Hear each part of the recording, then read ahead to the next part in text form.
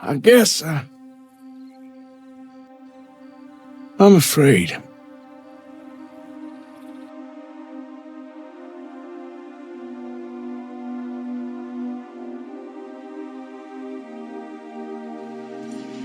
We can't change what's done.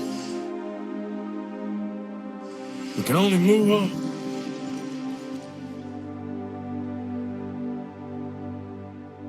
That woman confuses me.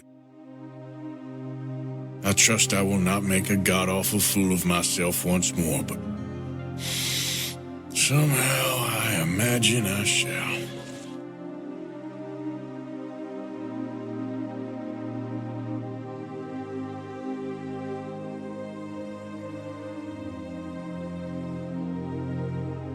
Dying for the right cause is the most human thing we can do.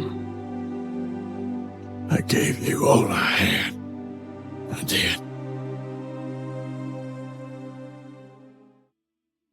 No es una pregunta estética, no es una moda del cine moderno. Y tampoco es casualidad que entre cientos de personajes, la gente termine conectando más con lo que cargan algo. Personajes que no se presentan como héroes perfectos, sino como personas que claramente vienen de algún lugar difícil. Por eso en este video vamos a entender por qué conectamos tanto con personajes rotos.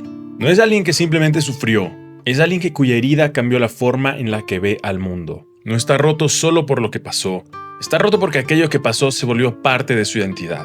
A veces fue una guerra que nunca terminó, a veces una pérdida que no se puede revertir, a veces culpa, a veces vacío, a veces una versión de sí mismos que ya no reconocen. Y entonces aparece la pregunta más incómoda. ¿Soy quien creo ser? ¿O soy lo que el mundo hizo de mí? Pero hay algo más curioso todavía. Si las historias son tan distintas, ¿por qué se sienten tan similares cuando los vemos en pantalla? Porque la grieta no solo está en la historia, está en el cuerpo. Este protagonista roto casi nunca explica su dolor, lo respira, lo carga en la postura, en la forma de caminar, en las pausas al hablar, en las miradas largas, en el cansancio que no se menciona. Y cuando empiezas a mirar con atención descubres algo aún más específico. No importa cuál fue su tragedia, la sensación que transmiten es reconocible. Déjenme decirles que esto no es casualidad.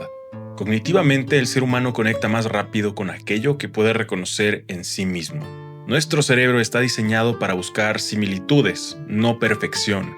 Cuando vemos a alguien fallar, dudar, cargar algo que no resolvió o ser consumido por sus demonios internos, no siempre lo interpretamos como debilidad, lo interpretamos como realidad. Y la realidad genera identificación mucho más fuerte que la fantasía perfecta. Este tipo de protagonista comenzó a tomar fuerza en los años 70, en una época marcada por el desencanto político y la desconfianza social. El cine dejó de mostrar héroes perfectos y empezó a mostrar hombres incómodos consigo mismos. Taxi Driver presentó un veterano aislado e incapaz de encajar, atrapado en su propia mente. Años después, First Blood haría algo similar. Rambo, un soldado que vuelve de la guerra y descubre que ya no sabe vivir fuera de ella.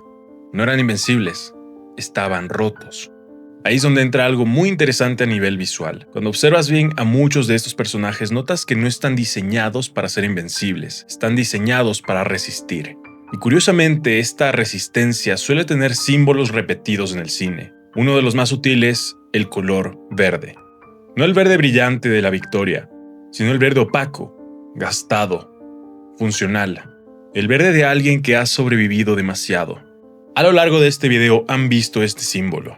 Muchas veces aparece como una chaqueta, una prenda práctica, casi ritual, silenciosa, subconsciente y muy persistente.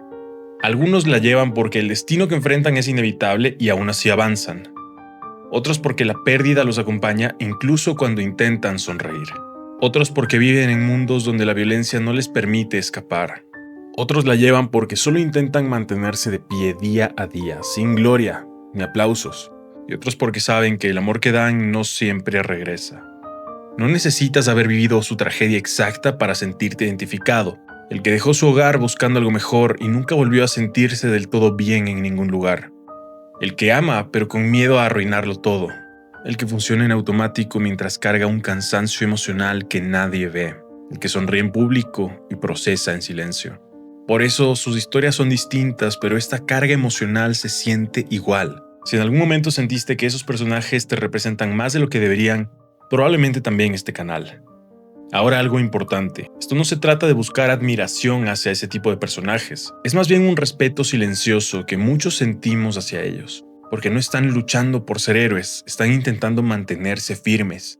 Y aquí es donde conviene hacer un contraste, porque no todos los personajes fuertes son personajes rotos. Aragorn, del Señor de los Anillos, es un gran ejemplo de masculinidad bien construida y admirable. No actúa la masculinidad, la encarna sin enunciarla. No intenta parecer un alfa, simplemente carga con miedo, historia, responsabilidad, y aún así hace lo correcto. Él no presume su linaje, no exige respeto, no necesita levantar la voz para imponer presencia. Él tiene habilidades, sí, pero su liderazgo no nace del ego, nace del deber, del propósito y del autocontrol. Él puede amar profundamente sin perder dignidad, puede sentir duda, miedo y un peso histórico, pero no huye de esa vulnerabilidad, la integra. Muchos modelos masculinos caen en dos extremos, o hiperemocional caótico o completamente desconectado. Aragorn está en este punto medio. Presencia física sin teatralidad, firmeza sin rigidez, ternura sin perder dirección. Puede ser brutal en batalla y segundos después arrodillarse ante los hobbits. Esa dualidad es poder real. Y justo por eso funciona como contraste, porque el protagonista roto no siempre vive desde el equilibrio, vive desde la resistencia constante. Y su conflicto no es verse fuerte, es soportar lo que ya es. Pero aquí hay algo importante. Conectar con un personaje roto no significa idealizar su destrucción. La herida nos puede explicar, pero no justificar. Y parte del respeto que sentimos no es por su dolor, sino por su capacidad de no convertirlo en excusa permanente. Y ahí es donde la ficción deja de ser solo narrativa y empieza a tocar algo mucho más cercano a la vida adulta. Porque crecer no siempre significa sanar por completo. A veces significa aprender a vivir con lo irreversible, con decisiones que no se pueden deshacer, con versiones de uno mismo que ya no existen, con cicatrices que no desaparecen, solo se vuelven parte del carácter. El tiempo puede aliviar el dolor inicial, pero no borra del todo lo que una experiencia cambió dentro de ti. Nunca vuelves a ser exactamente la misma persona, y eso no siempre es dramático, a veces es silencioso, sutil, permanente. Algunas personas canalizan ese peso en trabajo, otras en distracciones o hobbies, otras en silencio, y otras simplemente siguen adelante como pueden. Y curiosamente, eso mismo es lo que hacen muchos de estos personajes. No avanzan porque estén completamente curados. Avanzan porque detenerse implicaría quedarse atrapados en algo que ya pasó, quedarse conviviendo con sus demonios internos. Pero ellos no buscan finales perfectos, buscan mantenerse de pie. Y tal vez por eso es que nos atraen tanto. Su herida no es un accidente narrativo, es parte de lo que son. Y eso se parece demasiado a la experiencia humana real. Al final vivimos en una época hiperconectada, pero emocionalmente fatigada y fragmentada. El protagonista roto refleja esa desconexión interna. No está solo en el mundo, está solo dentro de sí mismo. No podrán negar que ver a alguien sostener su dolor en la pantalla es una forma segura de procesar el propio. Esto no es porque queramos sufrir, sino porque al verlo representado, deja de sentirse aislado.